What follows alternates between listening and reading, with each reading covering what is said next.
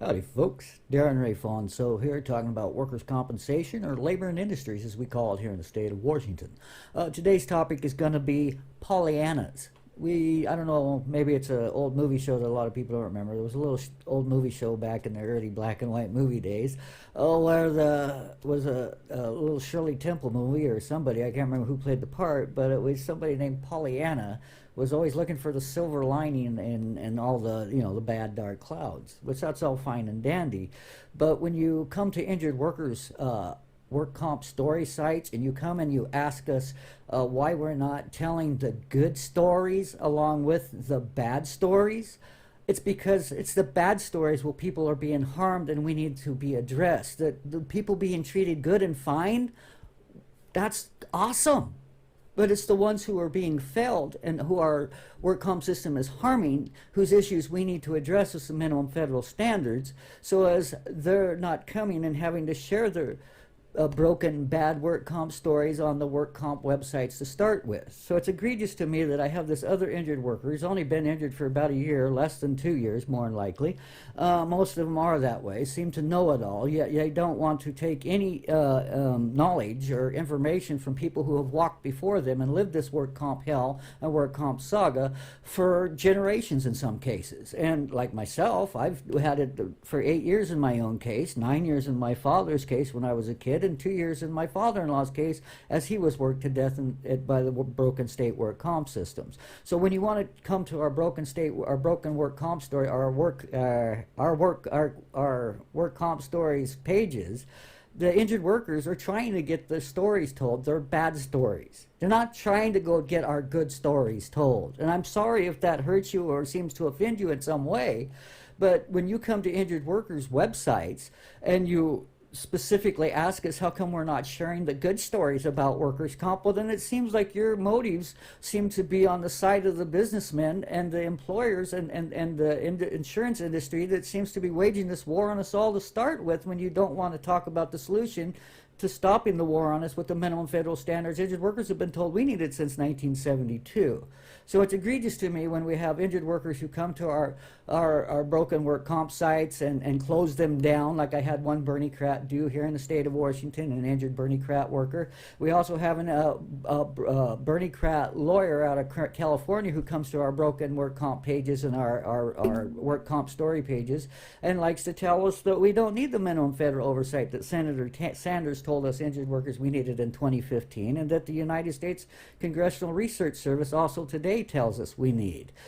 So yeah, it's a little egregious to me when this injured worker who's hasn't even had 2 years of experience yet wants to go to ask us these questions, which basically I think she's asking these questions to solicit some kind of rage from the other work comp victims she knows will feel offended by her asking that question to start with. It's egregious that we have other injured workers coming to work comp sites trying to harm us with questions they know are loaded and motivated towards soliciting anger and rage from the other people who have lived through this and not been helped and have bad stories for like 5 years, 7 years, 9 years, 12 years, 15 years, 25 years in some cases. And yet you want to come to our site and ask us, gee, why aren't you telling us about the good stories? I was treated really good. I've been at it a year and a half and everything's fine.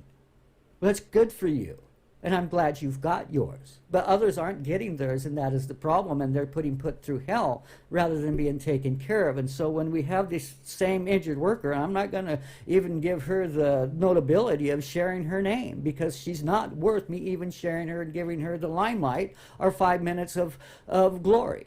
Because there are so many other injured workers just like her, and this is not the first time this injured worker who's only been at it for about a year and a half has come into our work comp stories groups and asked, gee, why aren't you telling good stories? Why aren't you telling the good side? Because it's the ones who are being harmed and purged to the streets to die, whose stories we're trying to amplify here, and whose minimum federal standards and solutions we need our other injured workers to be amplifying about, not telling us that you don't agree with us. Because you see, as an injured worker, and one that a lot of call me crazy, and I'm even documenting crazy, however you want to look at that. At least I picked up the phone the other day, and I dialed and I called my state lawmaker, Bob Hasagawa. And I asked him specifically about this war on injured workers and the needed minimum federal standards, and he spent 45 minutes on the phone with me and agreed that yes, the injured workers do need some minimum federal standards in place so that he doesn't have his hand tied and have to fight the other side, and the other side both fight each other and tell us they can't do nothing because of the other side, because neither of them have some minimum federal standards that both of them need to be adhering to instead of waging war on our injured workers. So yeah, it's egregious to me that when this other injured worker who's before us asked this question before too, about 6 months ago, she had brought up the same question, so it just gets annoying and offensive when you come to our work comp sites to ask us why aren't we sharing about the good, when it's the harm that we were trying to get addressed for all the others. And it's offensive to me as a longtime injured worker who has screamed out and been a victim and tried to get help and have our voices heard. And I can spend 45 minutes with a lawmaker like Bob Hasagawa, Washington State Representative Bob Hasagawa, or State Senator, I'm not sure which, State Senator I believe it is. I could spend 45 minutes on the phone with him and he could clearly comprehend the need for minimum federal oversight and tell me he's even willing to write us a letter to help us get the ball rolling in that direction to a certain degree, as much as he can with his powerless position as a state lawmaker on a Fed issue. But he was willing to write a letter. So when I have some other injured worker who's come to our group to solicit a response from some of us other injured workers by asking loaded questions that they know they're going to get some grief back over, and then this same worker has the nerve, because I can't answer on the work comp site because I'm closed out, because her and her friends, our revolution friends, have all closed me out and locked me out of everywhere from being able to be heard anymore. And so it's frustrating that that same our revolution liberal, supposedly liberal injured worker such as myself, and claims to be a liberal injured worker, tells me I'm crazy and that she's going to call the cops on me and that she's going to put harassment charges on me because I'm having an IM conversation with her and an IM Facebook thread that she doesn't want to even just leave and remove the conversation. If she doesn't like it, she could just leave. You don't put harassment charges on somebody when you're not even willing to leave the conversation, for which all you got to do is go out the door and go away from and not talk to them no more. That's not harassment, ma'am. And when you intentionally come to our Facebook sites and entice us with questions that you know are loaded and are going to be offensive towards longtime injured workers who have spent like 5 or 8 years in this saga, as you've only spent 1.5 years and been treated really well, Miss Pollyanna, and that's where we're back to the Pollyannas. See, that's why I'm not going to use this injured worker's name, because there's a lot of Pollyannas out there, like her, out there that seem to want to side with the business community and the business people who want to lead us around by the nose and scream Med for All agenda and single-payer initiatives that would fail our injured workers on our issues. And we need our issue on the table just as much as we need any of those other issues on the table. And so for this other injured worker to tell me she's going to call cops on me, she's going to call sheriff, she's going to put a restraining order on Mr. Darren Fonso because he's calling her out because she's asking us, why aren't we sharing good workers' comp stories in our work comp sites? She got treated good. Why aren't you telling all the good stories? Well, I'm telling you, ma'am, we're trying to get the bad stories told. And so when you call the cops on me, please be sure to tell them that I'm trying to get the harm done to them as well addressed. Well, they're suffering on the job injuries and not being taken care of. We're trying to get that issue addressed for them as well.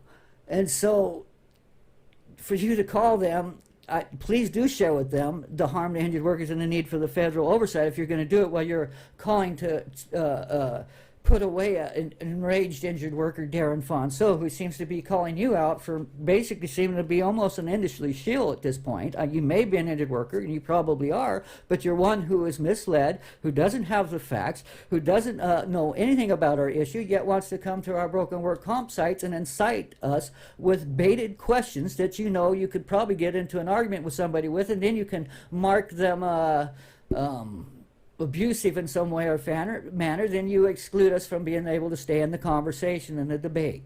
It's abusive at this point for other injured workers, to try to call the cops on other injured workers, to call us names, to try and lock us out of our Facebooks. I think maybe I need to call the cops on this, our revolution, and my own liberal Democrats who seem to want to put me away and silence me rather than tell the truth about the minimum federal oversight Senator Sanders, Patty Murray, and Tom Perez all told us we fucking need. I'm sorry for the abusive language there. I'm trying to be nice. And we'll leave it at that. Pollyanna, I'm sorry. It's great that you got some good work comp stories, and work comp does do some amazing things for people. Hell, they're treating me good now as a pensioner. That's awesome. But it's the hell that people are going through that we need to talk about and we need to address. I'm 2%. It's that other 90% that aren't making it through the gauntlet, that are being purged to boxes to live in the streets, that Pollyanna wants to say, well, let's look at the silver lining. Look at me over here. I've been at it a year and a half and I've been treated great. Isn't that awesome? Why aren't you guys talking about how the good that work comp does? And yes, it does do some work good for a lot of people. And if you're under 35 years of age, odds are you may get your Band-Aid and put back in the game. The problem is those of us over the age of 35 are not being given our Band-Aid and are being told, let's prove that this is your old age. And not the repetitive stress that you've been on that machine or that job or that floor for 30 freaking years.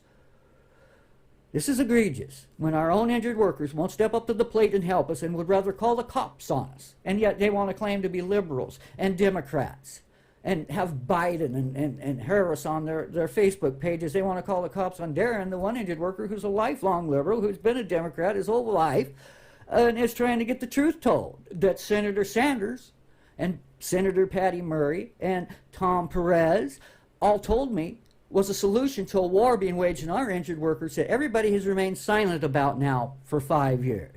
No, I'm calling Fell. The one who needs to call restraining orders and harassment orders are on those people who come to our work comp sites and try to kick us out and try to change the narrative and spin it towards